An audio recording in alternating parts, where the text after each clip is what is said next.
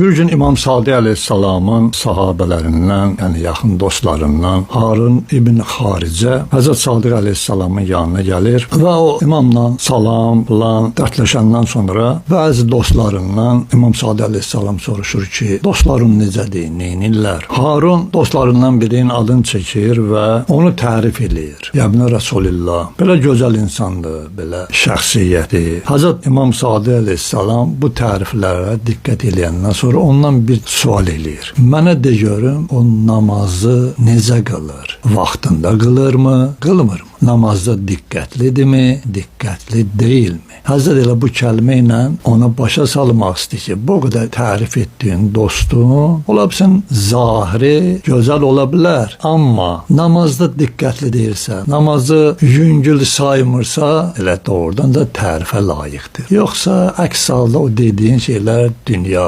məsələləri üçündür.